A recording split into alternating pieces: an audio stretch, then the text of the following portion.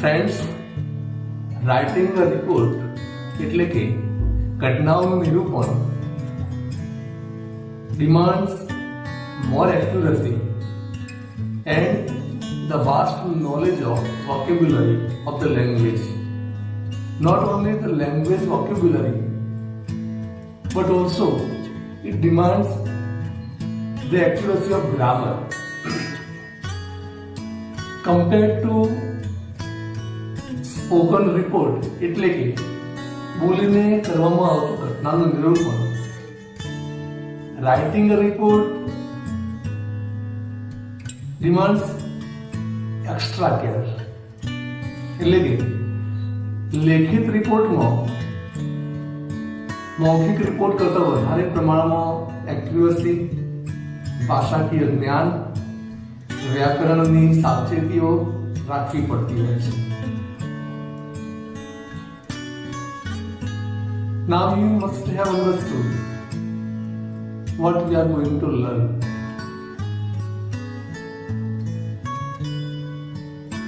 When we talk about report, written report creates better impact than the spoken report. We have the best example of the newspapers. આપણે ન્યૂઝપેપરની જો વાત કરીએ તો તમે પણ સમજતા હશો કે કયા ન્યૂઝપેપર સૌથી વધારે વંચાય છે.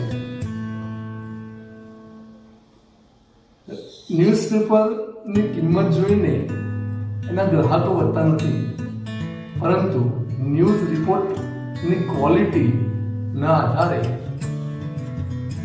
એના વાંચકો વધુ કે ઓછા થતા હોય છે. એટલા માટે મારે એમ કહેવું છે કે we should be very serious and very careful in learning this topic. So our today's topic is report writing. In this topic we will see what is report, what are the steps of the report, what is the physical format of the report, what care should be taken care of, and we will see some examples of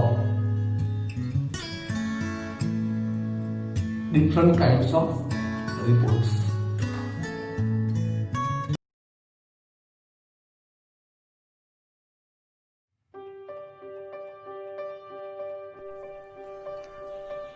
વિદ્યાર્થી મિત્રો, ધોરણ 12માં report રાઇટિંગનો પ્રશ્ન આપણને પૂછાય છે અને આ પ્રશ્નમાં થોડી સારી એવી મહેનત કરીએ તો આસાનીથી આપણે પૂરા માર્ક્સ મેળવી શકીએ એમ છીએ.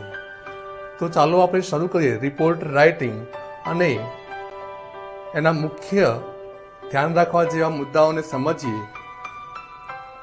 ત્યારબાદ આપણે જોઈશું કે આદર્શ રિપોર્ટ કેવા હોય છે. તો આપણે આગળ વધીએ નવી સ્લાઇડ તરફ અને શીખીએ રિપોર્ટ એટલે શું.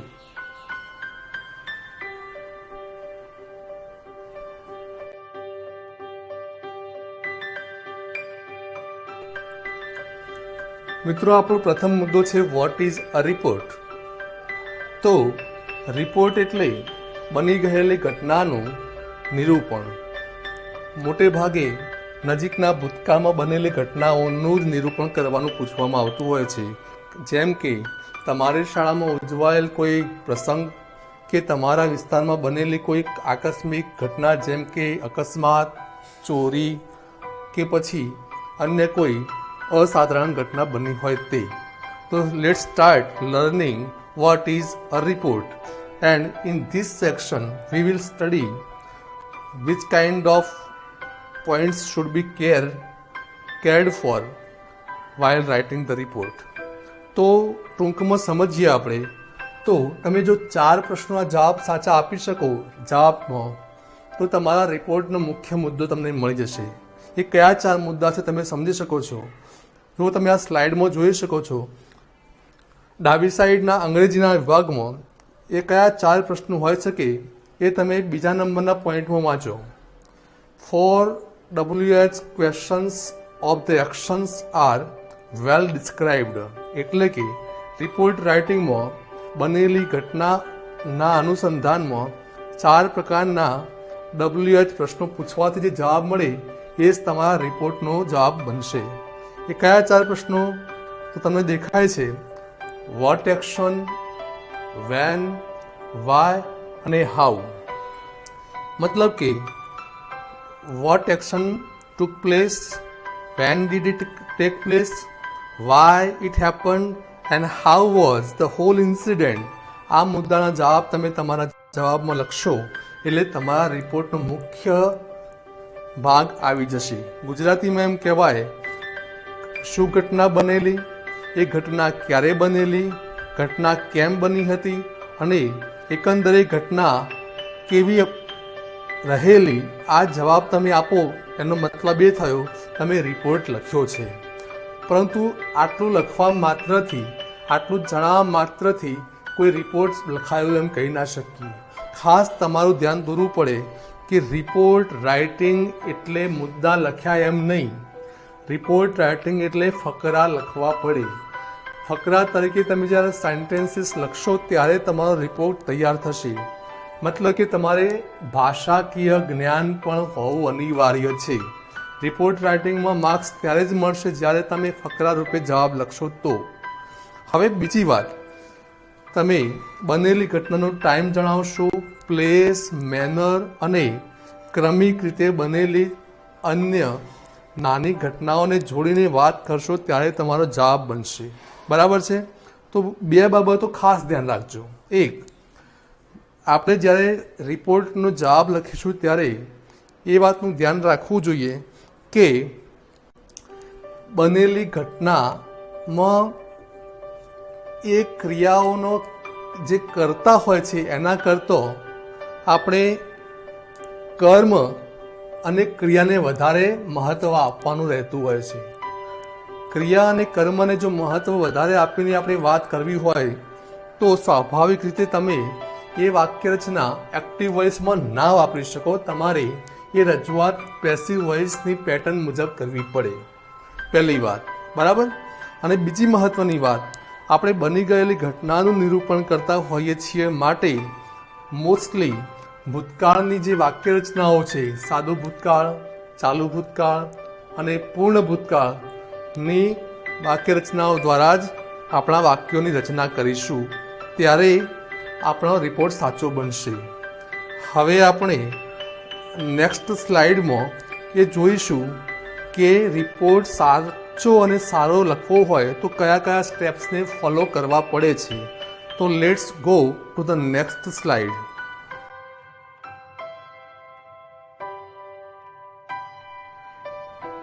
Friends, here we have the steps of a report.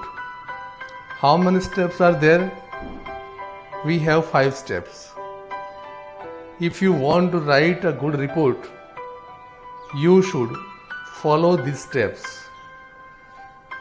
There are heading, byline, opening paragraph or introduction, account of the events in details, and conclusion.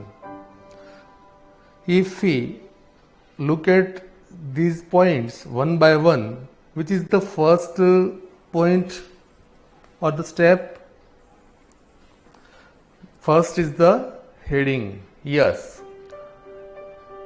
Whenever you start writing any report on any subject, first of all you must write the heading or the title of that report. And let me tell you, the heading is always based on the topic or the subject of the question. Suppose the question is based on the celebration of the Teachers' Day in your school, then the heading of your answer must be having the words of the Teachers' Day. એટલે કે મારે એમ કહેવું જોઈએ કે જો તમારા પ્રશ્નમાં એમ હોય કે ટીચર્સ ડે ઉપર અહેવાલ લખો તો તમારા હેડિંગમાં એટલે કે જવાબના ટાઇટલમાં હેડિંગના ભાગ તરીકે ટીચર્સ ડે શબ્દનો ઉલ્લેખ કરવો જોઈએ. એટલે કે ટૂંકમાં એમ કહીશ કે આપણા જવાબનું અહેવાલનું શીર્ષક વિષય અંતર્ગત સાર્થક પણ હોવું જોઈએ અને જવાબનું વર્ણન કરતું હોય એવું ટૂંકું પણ હોવું જોઈએ. એટલે કે ઓછા શબ્દોમાં વધુ માહિતી આપતું શીર્ષક હોય અપેક્ષિત છે. હવે બીજો મુદ્દો છે બાય લાઇન. બાય લાઇન એ સમજવું જોઈએ કે બાય લાઇન એટલે શું. બાય લાઇન મતલબ પ્રસંગ, સ્થળ કે મથક જ્યાં પ્રસંગ કે ઘટના બની હોય તે સ્થળનું નામ અને અહેવાલ લખવાની તારીખ. ફરીથી કહું કે બાય લાઇનમાં શું હોઈ શકે.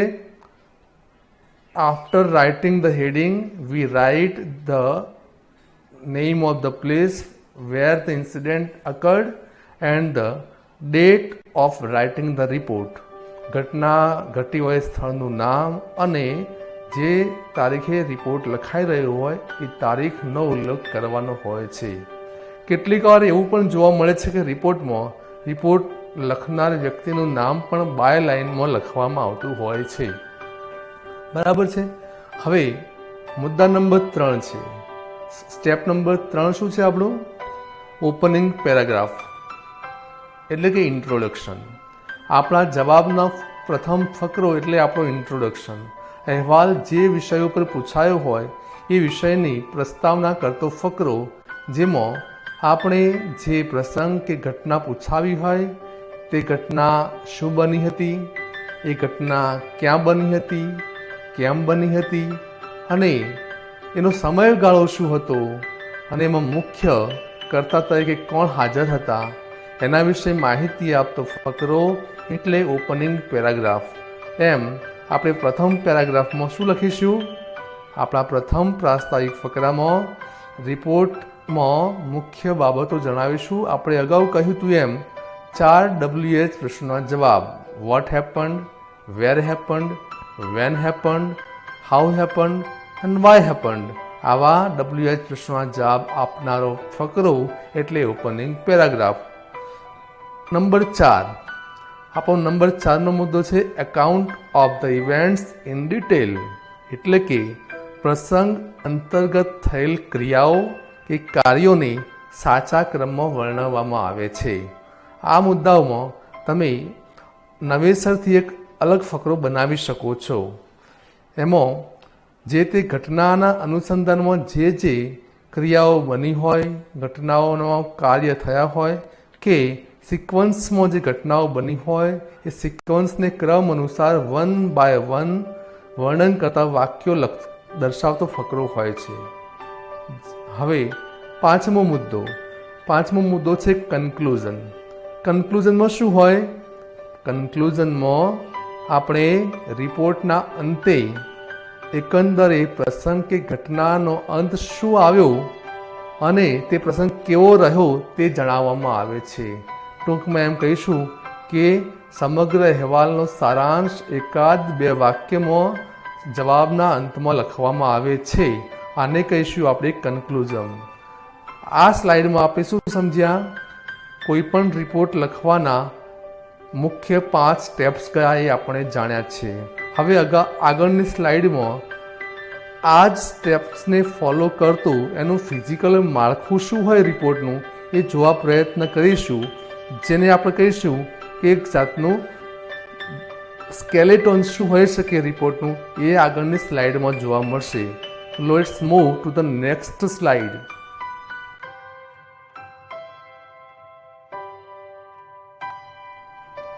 Friends, on this slide we can see the title report format. The color of this slide I have kept only white and black, right? And it is colorless. It means symbolically I have tried to show you the skeleton or the hard pincher of the report. અહીંયા આ સ્લાઇડમાં આપણે આપણા રિપોર્ટનું હાડપિંજર શું હોય, મુખ્ય support માળખું શું હોય એ સમજવા ટ્રાય કરીશું. એટલા માટે શીર્ષક છે રિપોર્ટ ફોર્મેટ. એમાં સૌપ્રથમ શું લખ્યું છે આપણે? Heading of the report. મતલબ કે તમારે જે પરીક્ષામાં પ્રશ્ન પૂછાયો હોય એ પ્રશ્નના આધારે લખશો હેડિંગ ઓફ ધ રિપોર્ટ. જેમ કે પરીક્ષામાં પ્રશ્ન પૂછાયો હોય કે તમારી શાળામાં ઉજવાયેલા આઝાદી દિવસની ઉજવણીનું રિપોર્ટ લખો, તો તમારું શીર્ષક બની શકે the celebration of the independence Day in Gopalpur high school. આવી રીતે તમે હેડિંગ લખવાનું રહેશે. After writing the heading of the report, what is there? We have given 2 words as byline. બાયલાઇનમાં 2 શબ્દ મૂક્યા છે, ડેટ અને પ્લેસ. એટલે કે તમારે જ્યાં ડેટ શબ્દ લખ્યો છે ત્યાં જે દિવસે અહેવાલ લખાતો હોય એની તારીખ લખવાની રહેશે. કઈ તારીખ? અહેવાલ લખવાની તારીખ તમે નોંધશો ડેટ તરીકે. ડેટના પછી છે શબ્દ પ્લેસ. પ્લેસ મતલબ કયું પ્લેસ? તો જે સ્થળે, જે શહેરમાં, જે ગામમાં, જે સંસ્થામાં આ ઘટના ઘટી હોય એ ઘટના, એ સ્થળનું નામ લખવાનું રહેશે. જેમ કે ગોપાલપુર ગામમાં ઘટના બની હોય તો પ્લેસ તરીકે તમે લખશો ગોપાલપુર. એમ કરીને તમારું બાયલાઇન પૂરું થશે. બાયલાઇન પૂરું થયા બાદ આપણે પ્રથમ ફકરામાં એન્ટર થઈએ છીએ, જેને આપણે નામ આપ્યું હતું ઓપનિંગ પેરેગ્રાફ. આ શબ્દ લખે છે ફકરો. ગુજરાતીમાં જે શબ્દ તમને વંચાઈ રહ્યો છે ફકરો, તમારે ફકરો શબ્દ નથી લખવાનો, પરંતુ એક ફકરો બનાવવાનો છે જેમાં કઈ કઈ વિગતો તમે લખશો એની સૂચના આવતા વાક્યો મેં લખ્યા છે. આ ટાઈપ કરેલા વાક્ય નથી લખવાના, પણ એ સૂચવવા પ્રયત્ન કરવામાં આવ્યો છે કે તમે જવાબ તરીકે આ મુદ્દા પ્રમાણે ફકરો બનાવવાનો છો. તો પ્રથમ ફકરામાં કયા મુદ્દા આવવા જોઈએ? તો લખ્યું છે આપણે વોટ હેપન્ડ, મતલબ શું ઘટના બની. દાખલા તરીકે ઇન્ડિપેન્ડન્સ ડેની ઉજવણી કરી હોય તો તમે લખશો the independence day was celebrated. બરાબર. પછી એમ લખ્યું છે વેર ડીડ ઇટ હેપન, એટલે કે આ ઘટના ક્યાં ઘટી હતી? તો તમે લખી શકો છો the independence day was celebrated in Gopalpur high school. પછીનો મુદ્દો છે કે by whom was it taken place, મતલબ કે આ ઘટના કોના દ્વારા, કોના કારણે, કોના થકી બની હતી એનો ઉલ્લેખ કરવાનો આવે છે. તો આપણે એમ કહીએ કે the independence day was celebrated in Gopalpur high school by the students and the teachers of the school. એટલે તમે લખ્યું by the students and the teachers, એનો મતલબ આ ઘટના, આ ઉજવણી વિદ્યાર્થીઓ દ્વારા અને શિક્ષકો દ્વારા કરવામાં આવી હતી. બરાબર છે. ત્યારબાદનો મુદ્દો છે વેન ડીડ ઇટ હેપન, આ ઘટના ક્યારે બની હતી? આપણે કહ્યું ઇન્ડિપેન્ડન્સ ડેની ઉજવણી કરી, તો આ ઉજવણી ક્યારે કરવામાં આવી હતી એ નોંધીએ તો શું બનશે વાક્ય? The celebration was carried out on the 15th August 2019.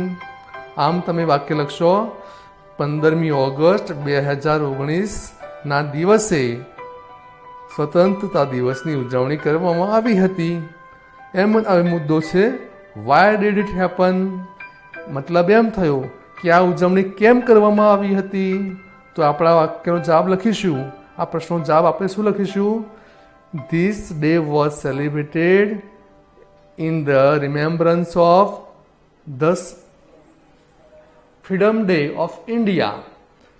આ પ્રમાણે તમે ફકરા લખશો તો તમારો પ્રથમ ફકરો લખાશે.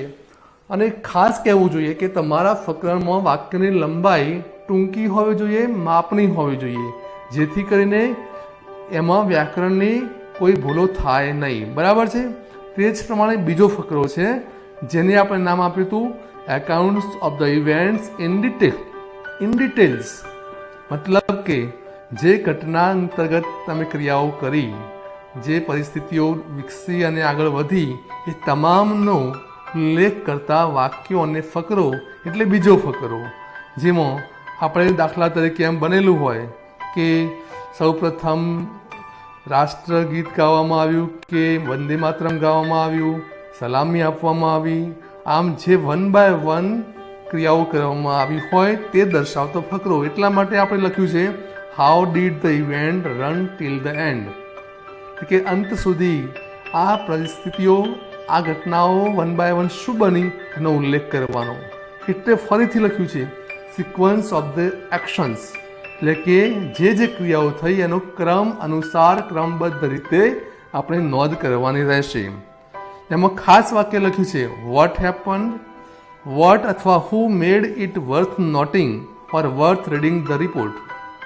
મતલબ કે આપણે એ વ્યક્તિઓ કે એ ઘટના, એ ક્રિયાનો ઉલ્લેખ કરીશું કે જેના દ્વારા પ્રસંગ અદ્ભુત સાબિત થયો, યાદગાર સાબિત થયો. એ પરિસ્થિતિ, એ વ્યક્તિઓનો વિશિષ્ટ રીતે આપણે ઉલ્લેખ કરીએ એ પણ ઈચ્છનીય છે. અંતે આપણે લખ્યું છે કન્ક્લુઝન. કન્ક્લુઝન તરીકે 1 થી 2 વાક્યો આપણે લખી શકીએ. તો શું લખવાનું હોય છે યાદ કરીએ આપણે. એકંદરે ઘટના કે પ્રસંગ કેવો હતો એની ટૂંકમાં આપણે ફીડબેક આપવાની રહેશે. દાખલા તરીકે ઉજવણી ખૂબ જ ભવ્ય થઈ હોય તો આપણે એમ કહીશું કે સ્વતંત્રતા દિવસની ઉજવણી અદ્ભુત હતી અને બધાને ખૂબ જ પસંદ પડી હતી. આવી રીતે આપણે જોયું કે આપણા રિપોર્ટનું ફિઝિકલ માળખું શું રહેશે. હવે પછીની સ્લાઇડમાં આપણે જોઈશું કે કઈ બાબતોની અપેક્ષા વિદ્યાર્થી પાસેથી પરીક્ષામાં રાખવામાં આવે છે જેથી કરીને એના માર્ક્સ વધુ એને મળી શકે. શું ચકાસવામાં આવશે પરીક્ષાના જવાબમાં એની નોંધ, એની માહિતી આપણે હવે પછીની સ્લાઇડમાં મેળવીશું.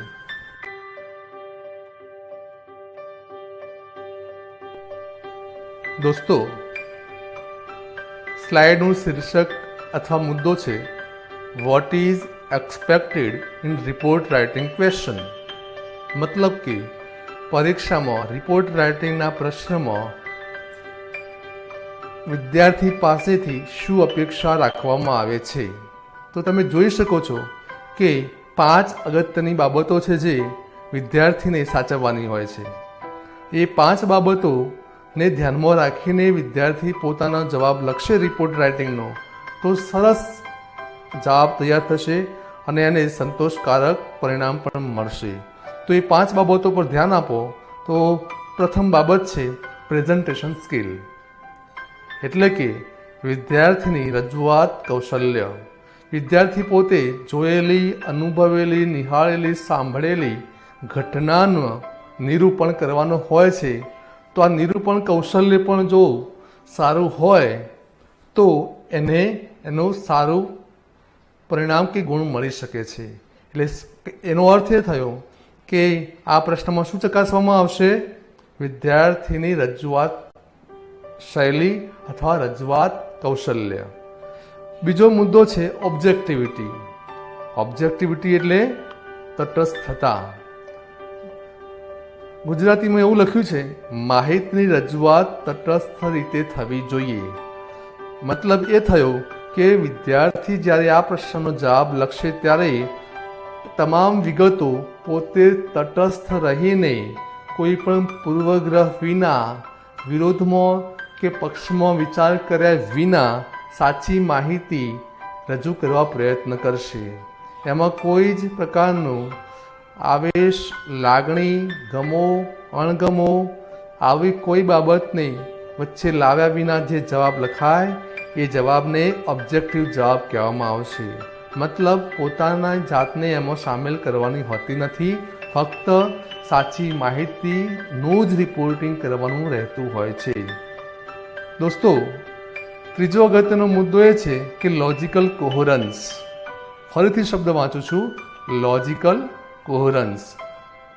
એનો અર્થ એ થશે કે માહિતીની રજૂઆત તાર્કિક હોવી જોઈએ અને સુસંગત પણ હોવી જોઈએ. અને જે ઘટના અનુસંધાનમાં ક્રિયાઓ ઘટી હોય કે બની હોય એ તમામ ઘટનાઓ પ્રસંગના અનુસંધાનમાં સુસંગત રીતે, ક્રમબદ્ધ રીતે રજૂ થવી જોઈએ. જે પ્રશ્ન કે જે ઘટના વિશે લખાઈ રહ્યું હોય તે જ ઘટના વિશેની વિગતો જવાબમાં રજૂ થાય એને કહીશું લોજિકલ કોહરન્સ. બીજો એક મહત્વની વાત એ પણ ધ્યાન રાખવી કે ક્રમબદ્ધ રીતે જ તમામ ઘટનાઓને 1 by 1 લખવામાં આવવી જોઈએ, નહીં કે આડા અવળા ક્રમમાં. જો જવાબમાં તમામ ઘટનાઓને આડી અવળી કે વિસંગત રીતે રજૂ કરશો તો એ જવાબ અણઘડ અથવા અવ્યવસ્થિત ગણાશે અને તમે માર્ક્સ ગુમાવશો. મુદ્દા નંબર 4 છે વોકેબ્યુલરી અને ગ્રામર. વોકેબ્યુલરી અને ગ્રામરમાં શું હોય? સમજાય એમ છે કે ચોક્કસ પ્રકારના પ્રસંગ અનુસાર ચોક્કસ શબ્દો વપરાવવા જોઈએ. ટૂંકમાં કહીએ કે વિદ્યાર્થી પાસે વિશિષ્ટ પ્રસંગ માટેના વિશિષ્ટ શબ્દો કે વોકેબ્યુલરીનો પણ જ્ઞાન હોય એ જરૂરી છે. શબ્દો જ માત્ર નહીં, વિદ્યાર્થી must have the clear understanding of the usage of different sentence pattern. મતલબ કે અલગ અલગ પ્રકારના વિગતો રજૂઆત કરવા માટે અલગ અલગ પ્રકારની વાક્યરચનાઓની પણ જરૂર પડશે.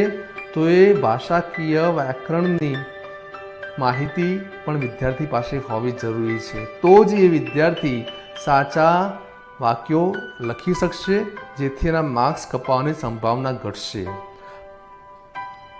5મો મુદ્દો છે મેકિંગ એપ્રોપ્રિએટ કન્ક્લુઝન, એટલે કે પુરાવા અને તથ્ય આધારિત નિષ્કર્ષ લખવાનો હોય છે. ફકરાના અંતે, જવાબના અંતે જે તારણ કે સાર લખવાનો હોય છે એમાં અગાઉ રજૂ કરેલા પુરાવાઓ, ઘટનાઓ, ક્રિયાઓના આધારે જે નિષ્કર્ષ નીકળે એ જ વાક્ય, એ જ બાબતનો ઉલ્લેખ થવો જોઈએ, નહીં કે વિરોધી બાબત આવે. જો વિરોધી બાબત આવે એટલે કે પ્રસંગ શુભ હોય અને તમે એનાથી વિરોધી વાત રજૂ કરો તો મતલબ તમે માર્ક્સ ગુમાવો છો. એટલે કે શરૂઆતમાં 2 ફકરામાં જે ટોન સાથે, જે ભાવ સાથે જવાબ લખાયો હોય એને જ પકડી રાખતા એનું કન્ક્લુઝન પણ લખાવવું જોઈએ. હવે આ 5 મુદ્દાને ધ્યાનમાં રાખીને જો વિદ્યાર્થી જવાબ લખશે તો એના માર્ક્સ સારા મળે. હવે પછીની સ્લાઇડમાં આપણે જોઈશું કે શું અને કઈ બાબતો વિદ્યાર્થી ધ્યાનમાં રાખે તો એના જવાબમાં એને સરળતા રહેશે અને વધુ સારો જવાબ લખી શકશે. તો ચાલો જોઈએ આપણે next slide.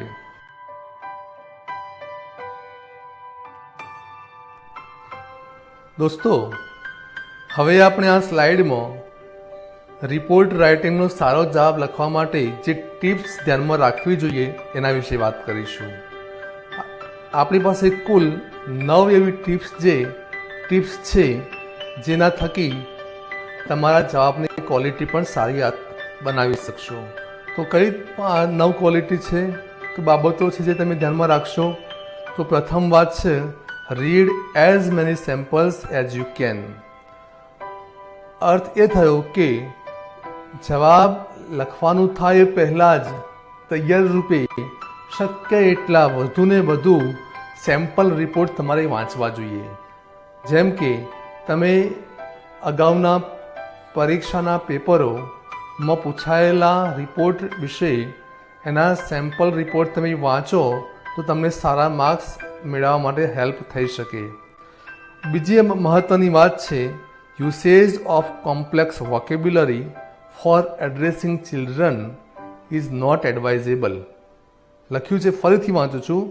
Usage of complex vocabulary for addressing children is not advisable. એટલે કે ટૂંકમાં એમ કહેવાય, આપણા જવાબમાં જટિલ કે અઘરા શબ્દ પ્રયોગ ટાળવા જોઈએ. અંગ્રેજી ભાષામાં લખવાનું છે એટલે એનો અર્થ એવો નહીં કે અઘરા વાક્યો કે અઘરા શબ્દો વાપરવા. આપણો જવાબ સિમ્પલ હોવો જોઈએ અને ટૂંકા વાક્યોવાળો હોવો જોઈએ. તો ભૂલો પણ ઘટશે અને માર્ક્સ પણ ઓછા કપાશે. નંબર 3 છે કે make sure you write in paragraphs. મતલબ એ થયો કે તમારે જવાબમાં મુદ્દા લખીને તમે જવાબ પૂરો કરી દો તો માર્ક્સ ના મળે. આપણા રિપોર્ટ રાઇટિંગના જવાબમાં તમારે પૂરેપૂરા ફકરા જ લખવાના હોય છે. ફકરા રૂપે લખાયેલા જવાબના જ માર્ક્સ આપવામાં આવતા હોય છે. ભૂલથી પણ આપણે મુદ્દા મૂકીને કે મુદ્દા લખીને જવાબ પૂરો કરવો ના જોઈએ. 4 number, highlight the important information. એટલે કે જવાબ તરીકે જે ફકરો લખ્યો હોય એમાં વિષયને સ્પર્શતા મુખ્ય વાક્યો જે હોય એને તમારે હાઇલાઇટ કરવા જોઈએ. અને એ ઘટના જે બનેલી હોય એ ઘટનાનો સેન્ટ્રલ પોઈન્ટ જે હોય, મુખ્ય ઘટના હોય, એને તમારે હાઇલાઇટ કરવી જોઈએ. દાખલા તરીકે મુખ્ય મહેમાન દ્વારા સ્વતંત્રતા દિવસની ઉજવણી નિમિત્તે ધ્વજવંદન કે ધ્વજ ફરકાવવાનું કામ કરવામાં આવ્યું, ધ્વજ ફરકાવવામાં આવ્યો, તો તમે એ જે વાક્ય હોય કે the national flag was hoisted by the chief guest mister XYZ, તો આ જે વાક્ય હું બોલું છું એ વાક્ય હાઇલાઇટ કરવા જેવું વાક્ય છે. એટલે આવા જેટલા વાક્યો આપણા જવાબમાં બનતા હોય એને હાઇલાઇટ કરવા જોઈએ. નેક્સ્ટ એવી વાત છે કે કીપ રાઇટિંગ સિમ્પલ. બહુ સરસ વાત. લખાણ એકદમ સાદું અને સરળ ભાષામાં થવું જોઈએ. સાદું અને સરળ ભાષામાં મતલબ શું? ભાષા તો અંગ્રેજી જ, પરંતુ એમાં ટૂંકા વાક્યો, સરળ શબ્દો અને સાદી વાક્ય રચનાઓ દ્વારા જવાબ લખાય એ જ આપણા માટે ઈચ્છવા યોગ્ય છે. એકવાર આઇન્સ્ટાઈને પણ કહેલું કે if you can't explain it simply you did not understand it well enough. ફરીથી કહું છું, if you can't explain it simply you don't understand it well enough. આઇન્સ્ટાઈનનું એવું કહેવું હતું કે કોઈ પણ ઘટના કે પ્રસંગને તમે સહેલાઈથી સાદી રીતે જો રજૂઆત કે સમજાવી ના શકો તો એનો અર્થ એ માનો કે તમે પોતે એ ઘટના કે પ્રસંગને પૂરેપૂરી સમજી શક્યા નથી. મતલબ આપણે આપણી સમજણને સાચી રીતે વ્યક્ત કરવા માટે અઘરા શબ્દો કે વાક્યોના ગોખણપટ્ટીમાં ન પડતા સાદા સરળ વાક્યો અને શબ્દોનો જ ઉપયોગ કરવા પ્રયત્ન કરવો જોઈએ. 6થો મુદ્દો છે પ્લાન બિફોર યુ પેન. એટલે કે તમે લખવાનું શરૂ કરો પહેલાં જ શું લખવાના છો એનો પ્લાન બનાવો. ચાલુ પરીક્ષામાં પ્લાન બનાવો એટલે શું? તો એમ કહીશું કે make a list of all your important points on the rough page. Make a list of all your important points on your rough page. જે મુદ્દા તમે તમારા જવાબમાં સામેલ કરવા માગો છો એ તમામ અગત્યના મુદ્દાને રફ પેજ ઉપર નોંધી લો, જેથી કરીને તમારા એ નોંધાયેલા મુદ્દા તમે ક્રમબદ્ધ ગોઠવીને યોગ્ય જગ્યાએ યોગ્ય વાક્ય રચનામાં ઉમેરી શકો. આમ કરવાથી કોઈ મુદ્દો છૂટી જવાની સંભાવના રહેતી નથી અને આપણો જવાબ યોગ્ય દિશામાં આગળ વધે છે. ગુજરાતીમાં એમ લખ્યું છે કે જવાબ લખતા પહેલા અગત્યના પોઈન્ટ્સને રફ પેજમાં નોંધો, પછી જવાબમાં યોગ્ય ક્રમમાં વાક્ય લખો. આ વાત ખાસ અગત્યની રહેશે. આપણે પ્લાનિંગ કરીશું તો જવાબમાં પણ એની અસર જોવા મળશે. 7મો મુદ્દો છે make sure you double check for grammatical accuracy and spelling because they carry marks. ફરીથી વાક્ય વાંચીએ. Make sure you double check for grammatical accuracy and spelling and they carry marks. બહુ જ હાઇલાઇટ કરવા જેવી મુદ્દો છે 7મા નંબરનો મુદ્દો. ધ્યાનથી વાંચો, ધ્યાનથી સાંભળજો. આપણે સ્પેલિંગ અને ગ્રામરની ભૂલો ના થાય એનો ખાસ વિશિષ્ટ પ્રયત્ન કરવો રહ્યો, કારણ કે આ વ્યાકરણની ભૂલો અને સ્પેલિંગની ભૂલો આપણા માર્ક્સ ખાસ કપાવાની સંભાવના રહેલી છે. તો જવાબ લખાતો હોય ત્યારે જ વ્યાકરણની એક્યુરસી અને સ્પેલિંગની સચ્ચાઈ તપાસતા રહેવું જોઈએ. 8મો મુદ્દો છે leave adequate number of lines between paragraphs to make it look clean. બહુ સરસ વાત છે. આપણું લખાણ સ્વચ્છ દેખાય, સુઘડ દેખાય તે માટેની વાત છે. ફકરાઓ વચ્ચે પ્રમાણસર યોગ્ય જગ્યા છોડવી, જેથી કરીને આપણો જવાબ સુવાચ્ય દેખાય અને બધું એક લાઇનમાં સરખી રીતે વાંચી શકાય. આમ તો તમે સાંભળેલું જ છે કે your personality is your first impression. તમારા જવાબનો પહેલો દેખાવ, લુક જ તમારા જવાબના વિશેની એક ઇમ્પ્રેશન બનાવતો હોય છે. તો ખાસ એ ધ્યાન રાખજો કે જવાબમાં ચેકચાક ના થાય. 2 શબ્દો વચ્ચેનું અંતર, 2 વાક્ય વચ્ચેનું અંતર, 2 ફકરા વચ્ચેનું અંતર, કેટલી લાઈન છોડવી, કેટલી જગ્યા રાખવી, એના વિશે પણ અગાઉથી નિર્ણય કરી રાખવો. હવે 9મો મુદ્દો અને છેલ્લો, મેક સ્મોલ સેન્ટેન્સીસ. શું લખ્યું છે? Make small sentences. It restricts the scope of grammatical inaccuracies. બહુ સરસ વાત. તમારા જવાબના વાક્યો ટૂંકા રાખો, જેથી ગ્રામરની ભૂલો ઘટશે. બહુ સીધી વાત છે ને. આપણા વાક્યોની લેન્થ જેટલી ઓછી ટૂંકી હોય એટલી વ્યાકરણની ભૂલો થવાની સંભાવના ઘટી જતી હોય છે. તો આ વાત આપણે બધા એનું પાળીશું તો વ્યાકરણના માર્ક્સ કપાવાનું ઘટશે અને એનો ફાયદો પણ આપણા રિઝલ્ટમાં જોવા મળશે. આમ આજે 9 ટિપ્સ તમે સાંભળી એ ફરીથી એકવાર કહી દઉં તો સેમ્પલ રિપોર્ટ વાંચવા, કોમ્પ્લેક્સ વોકેબ્યુલરી કે શબ્દો કે વાક્યો ના લખવા, તમામ બાબતો ફકરા રૂપે લખવી, અગત્યની બાબતોને હાઇલાઇટ કરવી, અંડરલાઇન કરવી, લખાણ સાદું ને સરળ રાખવું, લખતા પહેલો જ શું લખવાના છે એનો રફ પ્લાન બનાવી દેવો,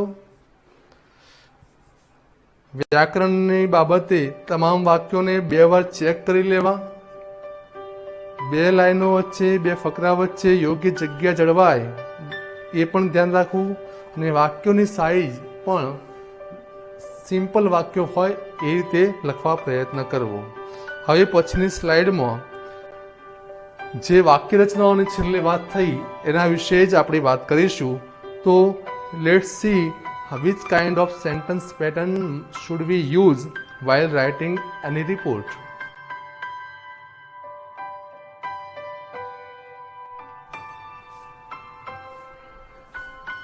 દોસ્તો, રિપોર્ટ રાઇટિંગ એમાં ભાષા, લેંગ્વેજ, ઇંગ્લિશની વાત છે. તો માની લો કે તમારી પાસે શબ્દો બધા છે, વોકેબ્યુલરી તમારી પાસે છે, કારણ કે તમે ઘણી બધી ઘટનાઓ જોયેલી હોય, અનુભવેલી હોય. પરંતુ જો વાક્ય રચનાનું પૂરેપૂરું જ્ઞાન ના હોય તો તમે વ્યાકરણની ભૂલો કરી બેસશો અને એટલી મહેનત બાદ પણ તમે ઘણા એવા માર્ક્સ ગુમાવી બેસશો. તો આ સ્લાઇડ હવે ખૂબ જ અગત્યની માનશું. આપણું શીર્ષક છે કઈ વાક્ય રચના પ્રમાણે વાક્યો બનાવશો. તો પહેલું વાંચીએ આપણે. Mostly the description is in past tense. ઘટનાઓને સામાન્ય રીતે સાદા ભૂતકાળમાં જ લખવામાં આવે છે, રજૂ કરવામાં આવે છે. યાદ રાખજો, ફરીથી કહું છું, રિપોર્ટ રાઇટિંગમાં મોટે ભાગે સાદા ભૂતકાળ કે ભૂતકાળની જ વાક્ય રચનાઓની જરૂર પડતી રહેતી હોય છે, કારણ કે આપણે બની ગયેલી ઘટનાના વિશે વાત કરતા હોઈએ છીએ. તેથી આપણે ભૂતકાળની વાક્ય રચનાઓની વાત કરીએ છીએ. બીજી અગત્યની વાત, રિપોર્ટ રાઇટિંગમાં મોટે ભાગે એવું જોવા મળે છે કે ક્રિયાના કરતા એમાં કરતા વધુ મહત્વ એના કર્મ અથવા તો ક્રિયાને આપવામાં આવે છે. ફરીથી એમ કહું, ઘટનાનું નિરૂપણ થતું હોય છે ત્યારે આપણે ઘટનાને સેન્ટરમાં રાખીએ છીએ, નહીં કે એ ઘટનામાં સામેલ થયેલા વ્યક્તિઓને. એટલે ઘટનાનું જે મહત્વ આવતું હોય તો સ્વાભાવિક રીતે આપણે એ પ્રમાણે વાક્યરચના પણ નક્કી કરવી પડે. તો એના માટે લખ્યું છે passive sentence pattern is used. આ પ્રકારની પરિસ્થિતિમાં જો ઘટનાના નિરૂપણને જ વધારે મહત્વમાં આવતું હોય તો આપણે પેસિવ વાક્યરચનાની જરૂર પડશે. એટલે કે ભૂતકાળમાં પેસિવ રચના કેવી રીતે લખાય એ નોલેજ વિદ્યાર્થી પાસે હોય એ ખૂબ જ અગત્યની વાત છે. એમાં ક્રિયાના કરનાર કરતો કર્મ કે ક્રિયાને જ વધારે મહત્વ આપીને વાક્યો લખવાના રહેશે. તો ખાસ જોજો હવે કે કઈ વાક્ય રચના તમારે કામ આવશે. લખ્યું છે સાદા ભૂતકાળની પેસિવ વાક્ય રચના. એનું સૂત્ર આવું હોય છે, સૌ પ્રથમ આપણે કર્મ લખવું પડે. પેસિવમાં સૌ પ્રથમ શું લખવું પડે? કર્મ. કર્મ પછી વોઝ અથવા વેર, એ એક વચન બહુવચન, પ્રથમ પુરુષ બીજો પુરુષ ત્રીજો પુરુષ એ પ્રમાણે. ત્રીજા નંબરે ભૂત કૃદંત, પછી બાય અને કર્તા. આમ પેસિવ વાક્ય રચના પ્રમાણે જવાબ લખવાના થશે. હું એક ઉદાહરણ બોલીશ કે મુખ્ય મહેમાન દ્વારા ઇન્સ્પાયરિંગ સ્પીચ આપવામાં આવી. બરાબર, ફરીથી કહું છું કે પ્રસંગમાં હાજર રહેલા મુખ્ય મહેમાન દ્વારા તમામ વિદ્યાર્થીઓને ઇનામ આપવામાં આવ્યા. આ વાક્ય મારે બોલવાનું થાય તો આમાં એ ઇનામ આપનાર કરતો ઇનામ આપવામાં આવ્યા એ વાતનું મૂલ્ય વધુ છે. તો આ વાક્ય લખવા માટે મારે પેસિવ વાક્ય રચનાની જરૂર પડશે. હાલ જે આપણી વાક્ય રચના જોઈ, કર્મ, વોઝવેર, ભૂતકૃદંત, બાયાને કરતા, આ પ્રમાણે વાક્ય શું બનશે? સૌ પ્રથમ જુઓ, વિદ્યાર્થીઓને ઇનામ આપવામાં આવ્યા. તો ઇનામને આપણે કર્મ માનીએ, કર્મ તરીકે લઈએ તો લખીશું સૌ પ્રથમ કયો શબ્દ? The prices. પછી પ્રાઇઝીસ બહુવચન હોવાને કારણે પ્રાઇઝીસ વેર. ધ પ્રાઇઝીસ વેર. પછી ભૂતકૃદંત શાનું? આપવામાં આવી. આપવું એટલે ગીવ, તો એનું ભૂતકૃદંત થશે given. The prizes were given. પછી બાય. બાય પછી કરતા. તો આખું વાક્ય હું ફરીથી બોલું છું. The prizes were given by the chief guest to the students. ફરીથી સાંભળો. The prizes were given by the chief guest to the students. વાક્યનો અર્થ આવો થયો કે વિદ્યાર્થીઓને મુખ્ય મહેમાન દ્વારા ઇનામ વિતરણ કરવામાં આવ્યા. બીજી એક અગત્યની વાક્ય રચના જે તમારે જરૂર પડશે એ સાદા ભૂતકાળની એક્ટિવ વાક્ય રચના રહેશે. એમાં તો સિમ્પલ છે. સૌ પ્રથમ કર્તા લખીએ, ક્રિયાપદનું સાદા ભૂતકાળનું રૂપ લખીએ અને કર્મ લખીએ. જેમ કે મહેમાનોને સ્ટેજ ઉપર વેલકમ કર્યા, એટલે આપણે લખીશું કે પ્રિન્સિપાલે મહેમાનોનું શાબ્દિક સ્વાગત કર્યું. આ એક વાક્ય લખવું હોય તો આપણે એક્ટિવમાં બોલીશું કે પ્રિન્સિપાલે શાબ્દિક સ્વાગત કર્યું. એ વાત મહત્વની છે. તો વાક્ય એવું બનશે, the principal વેલકમ્ડ the guest on the stage. ફરીથી કહું છું, the principal વેલકમ્ડ the guest on the stage. બરાબર છે. હવે એ જ પ્રમાણે બીજી એક અગત્યની વાક્ય રચના છે, એ પણ સાદા ભૂતકાળની જ છે. એમાં શું આવે છે ખાસ કે સાદા ભૂતકાળનું સ્થિતિદર્શક વાક્ય પણ વારંવાર જરૂર પડતી રહેતી હોય છે. એવા સ્થિતિદર્શક વાક્યો એટલે કેવા? તો ધ્યેયથી એટલે કે ઇન્ટ્રોડક્ટરી ધ્યેયથી શરૂ થતા વાક્યો. એમાં આ વાક્ય રચના જે લખી છે તમે જુઓ બરાબર ધ્યાનથી. સૌ પ્રથમ ધ્યેય લખવું પડે છે. ત્યાર પછી વોઝ કે વેર, જે એક વચન કે બહુવચનના આધારે વોઝ કે વેર. પછી એક વચનનું નામ હોય તો એક વચનનું, બહુવચનનું નામ હોય તો બહુવચનનું. એ નામ લખ્યા બાદ અન્ય શબ્દો લખવા. જેમ કે એક વાક્ય હું બોલું છું કે ઘણા બધા વિદ્યાર્થીઓ મેદાન ઉપર હાજર હતા. આવું વાક્ય તમે લખવા માંગતા હો તો ધ્યેયથી વાક્ય શું બને? આમાં કોઈ ક્રિયા કરવાની આવતી જ નથી. વિદ્યાર્થીઓ હાજર હતા એવી વાત છે. વિદ્યાર્થીઓ શું કરતા હતા એવું નથી લખ્યું. વિદ્યાર્થીઓ ક્યાં હતા એવું લખવાનું છે. તો આપણે લખીશું ધેર વેર. શું બનશે વાક્ય? There were many students on the ground. there were many students on the ground. બરાબર.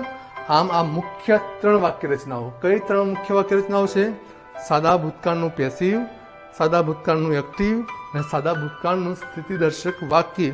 આ 3 વાક્ય રચનાઓ અગાઉથી તમારે સારી પ્રેક્ટિસ કરી લેવી જોઈએ, અને તો જ તમારા વ્યાકરણની ભૂલો પણ ઓછી થશે અથવા નહિવત થઈ જશે અને તમારે માર્ક્સ વધશે. બરાબર છે. હવે પછીની સ્લાઇડમાં આપણે પરીક્ષામાં કેવા કેવા પ્રકારના રિપોર્ટ પૂછાતા હોય છે એના વિશે વાત કરીશું. તો let's see the next slide. દોસ્તો, એક્ઝામમાં ખાસ કરીને જે પ્રકારના રિપોર્ટના પ્રશ્નો પૂછાય છે એની જો વાત કરીએ તો on the basis of experience I can tell you કે શાળા કક્ષાએ શાળામાં ઉજવાતા પ્રસંગો, શાળા કક્ષાએ શાળામાં બનતી ઘટનાઓ અને વિદ્યાર્થીઓ દ્વારા કરવામાં આવતી વિવિધ પ્રવૃત્તિઓના રિપોર્ટ પૂછવામાં આવતા હોય છે.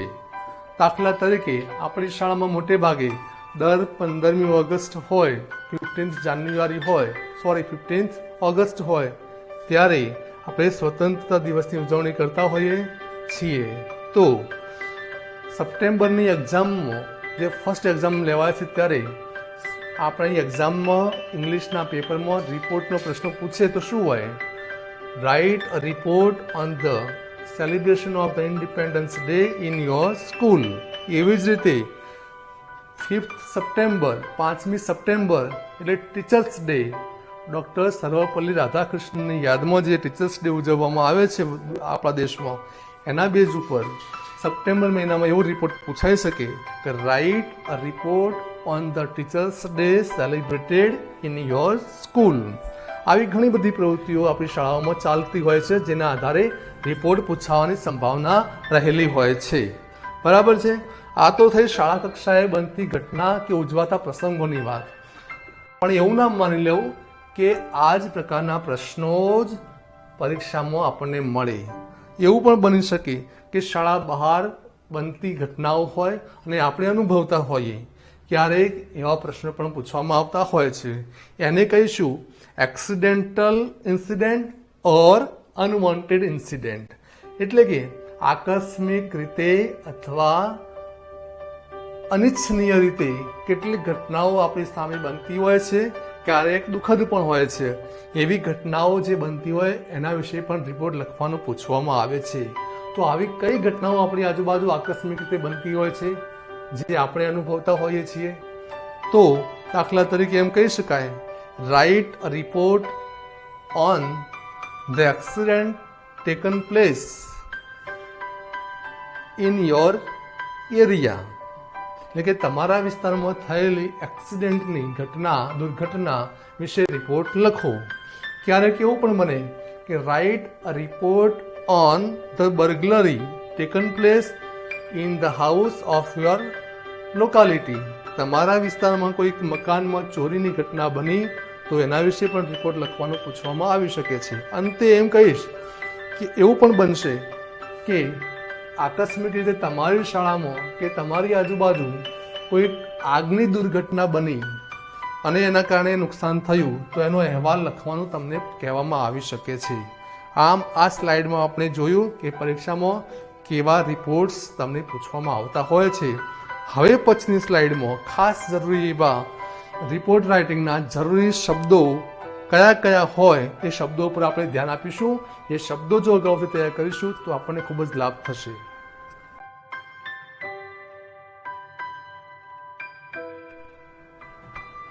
Useful vocabulary for report writing. મતલબ કે આપણે પરીક્ષામાં જે રિપોર્ટ મોટે ભાગે પ્રશ્ન તરીકે પૂછાય છે એમાં મેક્સિમમ અથવા મોટે ભાગે કયા શબ્દો આપણને જરૂર પડે, જો એના વિશે અગાઉથી આપણે થોડા ક્લિયર હોઈએ, if we are clear about all this words, તો આપણને જે સ્પેલિંગની ભૂલોની વાત થઈ એ સ્પેલિંગની જોડણીની ભૂલો પણ ઓછી થશે અથવા નહીં થાય, જેથી જવાબની ક્વોલિટી વધારે સારી બનશે. તો let's see which are the important words we should keep in our mind. તો પહેલો શબ્દ શું છે વાંચો. ગુજરાતી લખ્યું છે આપણે ઉજવણી. શાળામાં ઉજવણી થઈ કોઈ પણ પ્રસંગની, તો ઉજવણી માટે કયો શબ્દ હોય? સેલિબ્રેશન. શબ્દ સાંભળતા હોઈએ છીએ પણ સ્પેલિંગ નથી આવડતું હોતું, તો આજે સ્પેલિંગ પણ જોઈ લો. સેલિબ્રેશનનું સ્પેલિંગ યાદ રાખજો.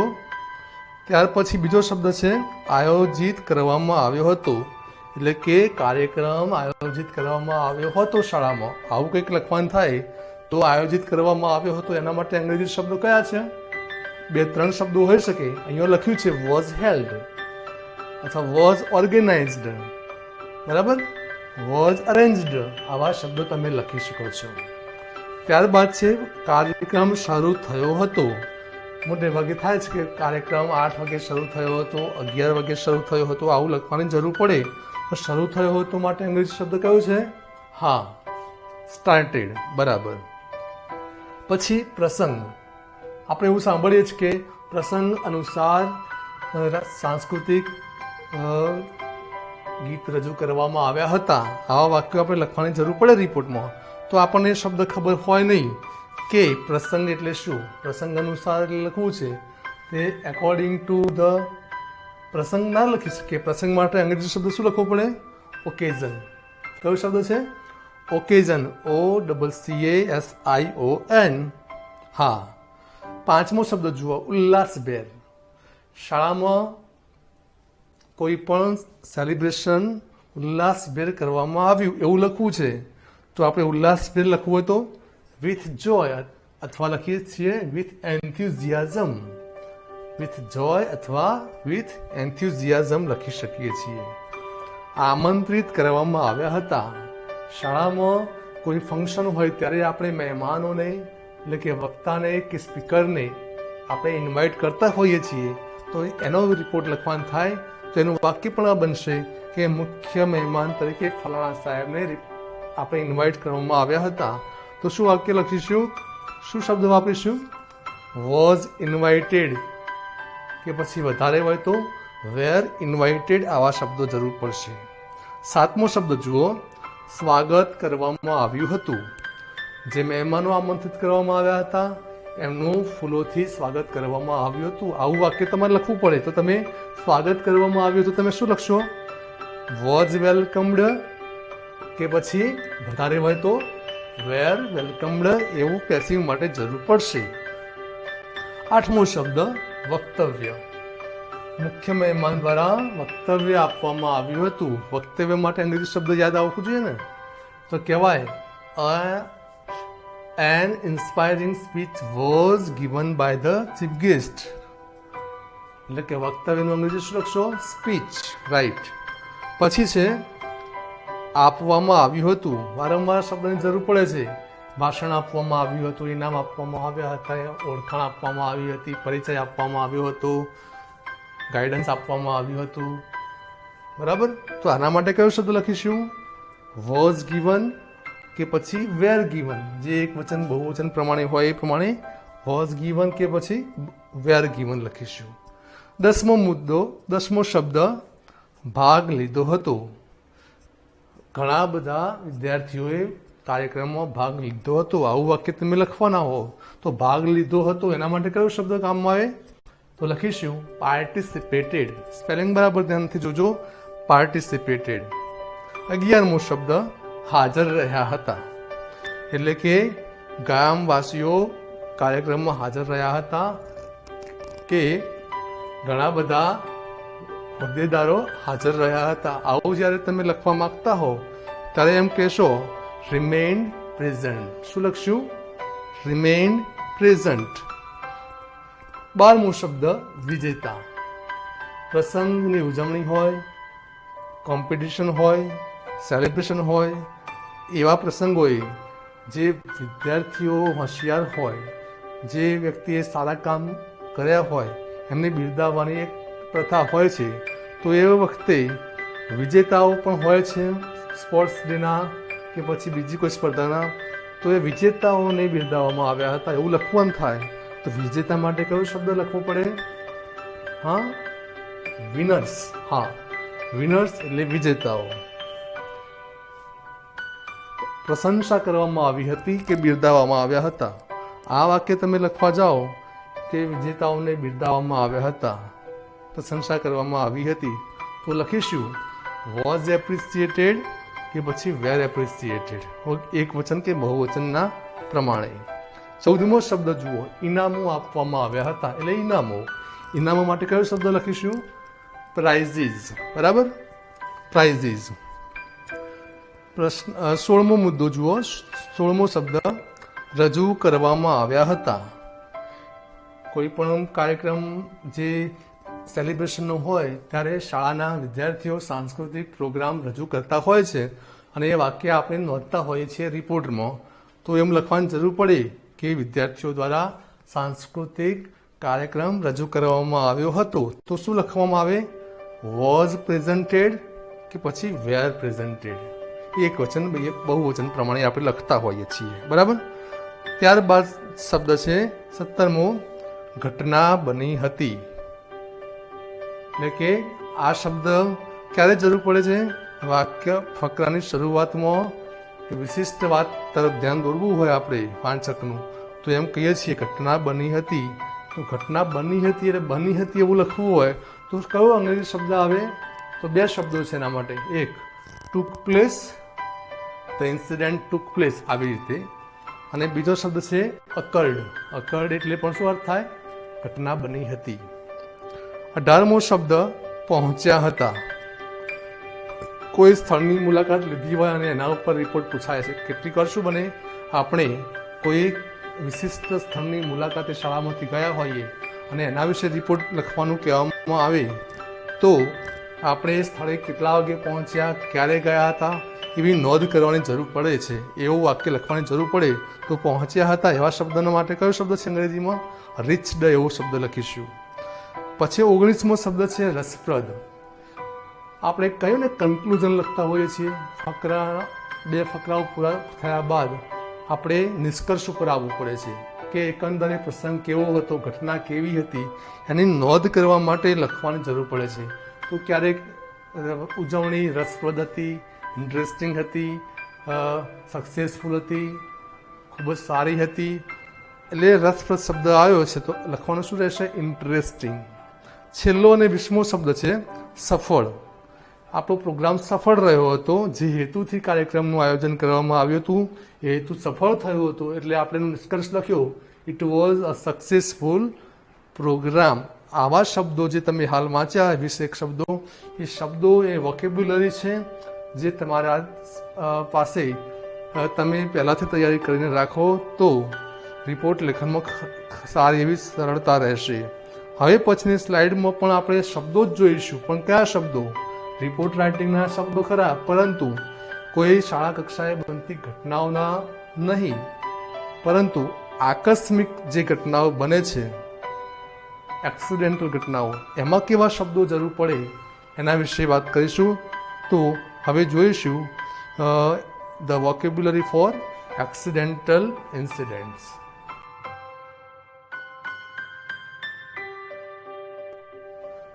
ફ્રેન્ડ્સ, ટાઇટલ છે vocabulary for accidental or unwanted incident.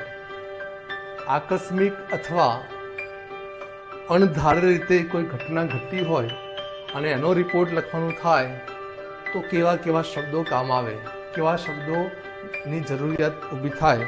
તો એ શબ્દો પણ જો આપણે ના જાણતા હોઈએ તો જોયેલી ઘટના હોવા છતાં પણ એ આપણી અંગ્રેજી ભાષામાં આપણી વર્ણન શૈલી નકામી પડે છે અથવા આપણે નબળા સાબિત થઈએ છીએ.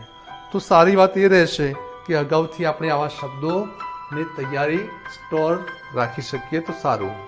તો પહેલો શબ્દ છે અકસ્માત. અકસ્માત થયો, ટ્રક અને કારનો અકસ્માત થયો, આનો રિપોર્ટ લખવાનો કહેવામાં આવ્યો. તો અકસ્માત માટે કયો અંગ્રેજી શબ્દ છે? Accident, right. પછી આગ લાગી, મકાનમાં કે બિલ્ડિંગમાં આગ લાગી એવું લખવાનું થાય તો આગ માટે કયો શબ્દ છે? ફાયર. પછી ધાડ, ચોરીની ઘટના બની, ઘરફોડ ચોરી થઈ, તો ધાડ માટે શબ્દ છે બર્ગલરી. બર્ગલરી શબ્દ યાદ રાખીશું. તમારા વિસ્તારમાં કોઈકના મકાનમાં ચોરીની ઘટના બની તો એ શબ્દ તમે લખશો બર્ગલરી. શબ્દ નંબર 4 ચોરી. એટલે પણ ચોરી એટલે પણ બર્ગલરી પણ લખી શકાય, થેફ્ટ પણ લખી શકાશે. યાદ રાખજો, થેફ્ટ. થીફ એટલે ચોર, થેફ્ટ એટલે ચોરી. શબ્દ નંબર 5, ઈજાગ્રસ્ત થયા હતા. કોઈ આકસ્મિક કે અકસ્માતની ઘટના બને, આગ લાગે, અકસ્માત થાય તો સ્વાભાવિક રીતે માણસો ઈજાગ્રસ્ત થતા હોય છે અને આપણા રિપોર્ટમાં એને લખવાની જરૂર પડે તો આપણે લખવું પડે એક વચન યા બહુવચનના આધારે કે વોઝ ઇન્જર્ડ કે વેર ઇન્જર્ડ. આવા શબ્દોથી તમારું વાક્ય બનતું હોય છે. 6, અચાનક. આકસ્મિક ઘટનાઓ અચાનક બનતી હોય છે, તો અચાનક શબ્દ લખવું હોય તો તમે કયો શબ્દ યુઝ કરશો? સડનલી. સડનલી. 7મો શબ્દ, ઘટના બની હતી. અગાઉ પણ આ શબ્દ આવી ગયો હતો, ઘટના બની હતી એટલે ટુક પ્લેસ અથવા અકર્ડ.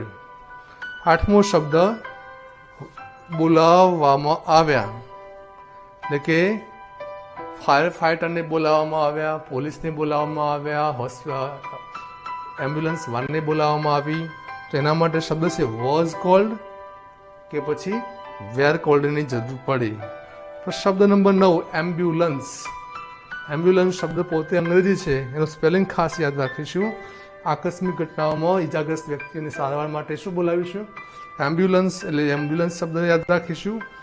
10મો શબ્દ છે પોલીસ. નોલેજ હોય છે પરંતુ જવાબમાં લખવાની જરૂર પડે ત્યારે આપણને આ શબ્દો સૂજે નહીં, તો એ નોલેજ પણ શું કામનું? તો એ અર્થે આ શબ્દો ખાસ યાદ રાખજો. 11મો શબ્દ, તપાસ. પોલીસ દ્વારા તપાસ કરવામાં આવી. તો તપાસનું અંગ્રેજી શું? તો 2 શબ્દો છે, એક ઇન્ક્વાયરી અને બીજો શબ્દ છે ઇન્વેસ્ટિગેશન. ઇન્ક્વાયરી એટલે પ્રાઇમરી તપાસ અને ઇન્વેસ્ટિગેશન એટલે ઊંડી તપાસ થાય ત્યારે એને ઇન્વેસ્ટિગેશન કહીએ છીએ આપણે. શબ્દ નંબર 12, હોસ્પિટલ.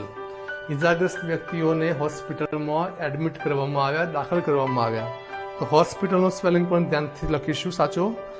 પછી ફરિયાદ નોંધવામાં આવી, એવી પણ વાક્ય લખવાની જરૂર પડે. તો ફરિયાદ માટે અંગ્રેજી શબ્દ કયો? ફરિયાદ. કમ્પ્લેન. કમ્પ્લેન બોલીએ પણ કમ્પ્લેનનો સ્પેલિંગ સાચું ના ખબર હોય તો શું કરવાનું? તો અહીંયા આ શબ્દ પણ ધ્યાનથી શીખી લેવો.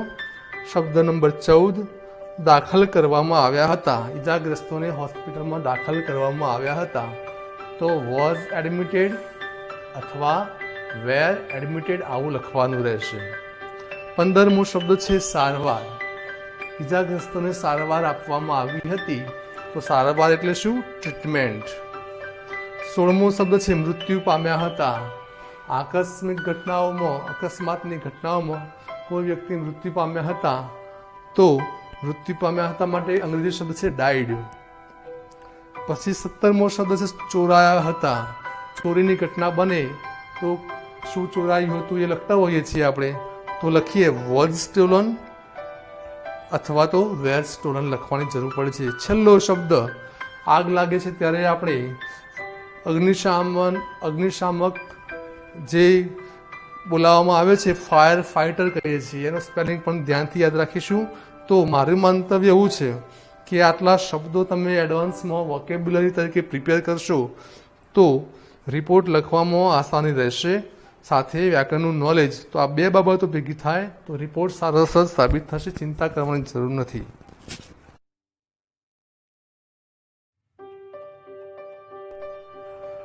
Friends, till here we have studied what is report, how is the report formation, what is the structure of a report, and which care should be taken care, which things we should keep in our mind for writing the report, which words are very necessary for writing any report, which sentence patterns are very useful. આટલું જાણ્યા બાદ હવે જે slide જોઈ રહ્યા છીએ આપણે એમાં એક આદર્શ કહી શકાય એવા રિપોર્ટનો જવાબ છે. પ્રશ્ન છે, હું પ્રશ્ન બોલું છું તમારી સામે. સ્લાઇડ ઉપર પણ એ પ્રશ્ન લખેલો છે, જુઓ શું પ્રશ્ન છે. The Independence Day was celebrated in your school. Write a report on the function describing all the activities that took place અર્થ એવો થયો કે તમારી શાળામાં સ્વતંત્રતા દિવસની ઉજવણી થયેલી, તો એ સ્વતંત્રતા દિવસની ઉજવણીના ફંક્શનના અનુસંધાનમાં થયેલી પ્રવૃત્તિઓ વિશે અહેવાલ લખો. તો હવે તમે આ જે સ્લાઇડ તમને જોવા મળી રહી છે એમાં કયા કયા 5 મહત્ત્વના મુદ્દાઓ જે તમે અગાઉ સાંભળ્યા હતા એ જોવા મળે છે કે નહીં એ પણ જુઓ, અને એમાં એ સૂચના પ્રમાણે, એ ફોર્મેટ પ્રમાણે અહેવાલની રચના કેવી હોઈ શકે એનો પણ અનુભવ મેળવી લો. તો સૌ પ્રથમ તમને શું જોવા મળે છે? જુઓ, ફર્સ્ટ ઓફ ઓલ છે હેડિંગ ઓફ ધ રિપોર્ટ છે ને. હેડિંગ શું છે? The grand independence day celebration in Shanti public school. બરાબર, આ હેડિંગ કહેવાય. ત્યારબાદ બાય લાઇન છે. બાય લાઇનમાં 2 શબ્દો છે. જુઓ, જમણી સાઈડ દોલતાબાદ. દોલતાબાદના નીચે શું છે? અહેવાલ લખવાની તારીખ છે, જે તારીખે અહેવાલ લખાયો હતો એ તારીખ છે. એટલે 2 બાબતો પૂરી થઈ. હેડિંગ ઓફ ધ રિપોર્ટ પૂરું થયું અને બાય લાઇન પૂરું થયું. બાય લાઇન પછીનો એક ફકરો જુઓ. એ ફકરામાં તમે શું વાંચશો? તમે એવું વાંચશો કે ઇન્ટ્રોડક્શન શું હોય, પ્રાસ્તાવિક ફકરો શું હોય, ઘટના ક્યાં બની, શું બની, ક્યારે બની, કેવી રીતે બની, એના વિશેની માહિતી આપતો ફકરો છે. તમે વાંચી રહ્યા છો, તમને વાંચવા મળી રહે.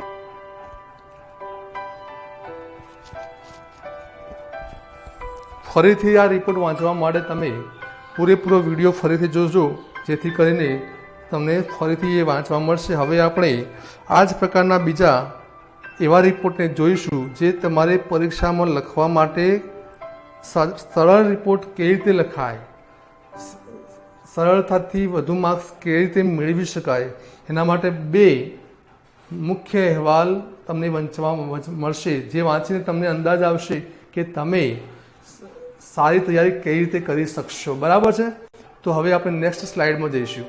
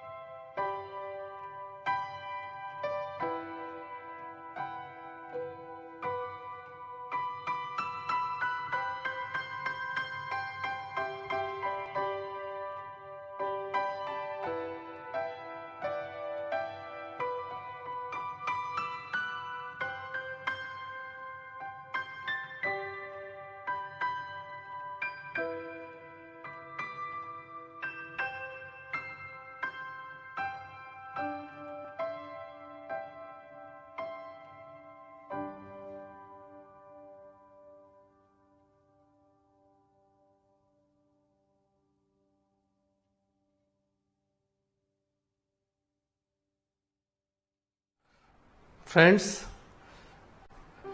after reading the ideal report about the Independence Day celebration in Shanti Public School, here on this slide you have one question and one answer, but let me tell you, the question is also not complete and answer itself is also not complete. 2 incomplete things are there. અને તમે અધૂરું છે એવું તમે પણ જોઈ શકશો કે ક્યાંક ક્યાંક વચ્ચે બ્લેન્ક રાખેલા હશે, ખાલી જગ્યાઓ રાખેલી હશે. એ ખાલી જગ્યાઓ છે નહીં, તો હું કહી દઉં કે પરીક્ષામાં પૂછાયેલા પ્રશ્ન આધારિત ખાલી જગ્યાઓ છે. બીજું એ તમને કહેવું રહેશે કે આ જવાબમાં પેરેગ્રાફમાં વચ્ચે સૂચના રૂપે 2 વાક્યો લખેલા હશે ગુજરાતીમાં.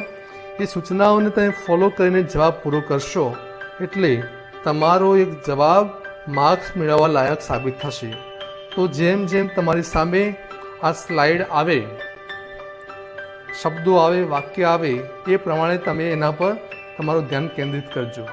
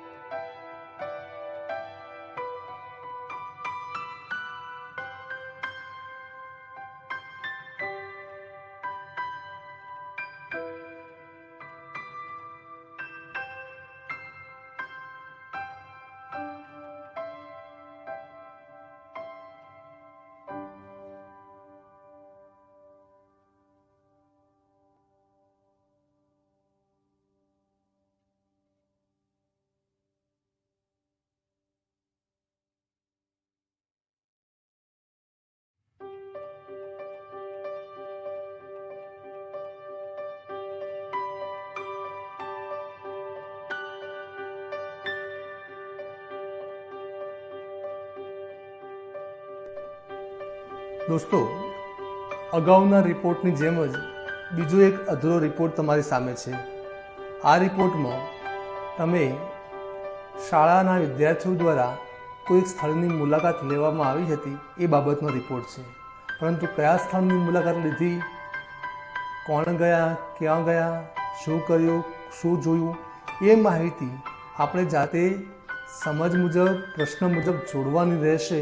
એ તમે ધ્યાન રાખજો. પરંતુ આ આપેલા નમૂનાને તમે ફોલો કરશો, સેમ્પલને ફોલો કરશો, તો આસાનીથી તમારો જવાબ તૈયાર થઈ જશે. ધ્યાનપૂર્વક ધીમે ધીમે આ ફકરો તમે વાંચો, આ જવાબ તમે વાંચો અને રિપોર્ટ મનમાં એનું એક પિક્ચર બનાવવા ટ્રાય કરો. બરાબર છે?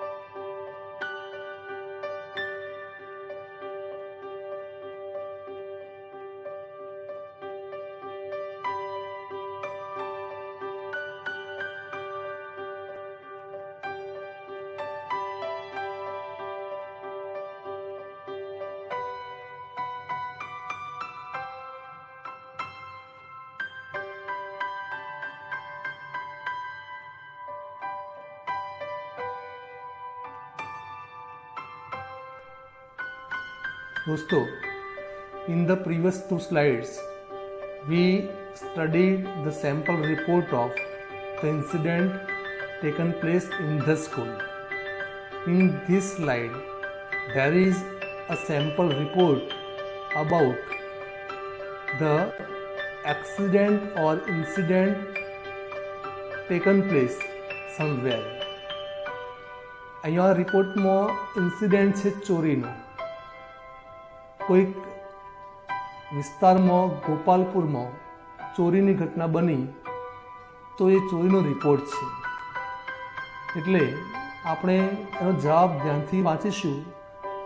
ચોરી ક્યાં થઈ, કયા વિસ્તારમાં થઈ, ક્યારે થઈ, કોણે જોયું, શું ચોરાયું, શું કરવામાં આવ્યું, પરિણામ શું આવ્યું, શું નુકસાન થયું, આ તમામ વિગતો દર્શાવતો રિપોર્ટ એટલે આ ઇન્સિડેન્ટલ ઓર એક્સિડેન્ટલ રિપોર્ટ તમે વાંચો. આવા રિપોર્ટ પણ પરીક્ષામાં પૂછાતા હોય છે. તૈયારી સાથે તમે આગળ વધશો તો જવાબમાં માર્ક્સ મેળવી શકશો.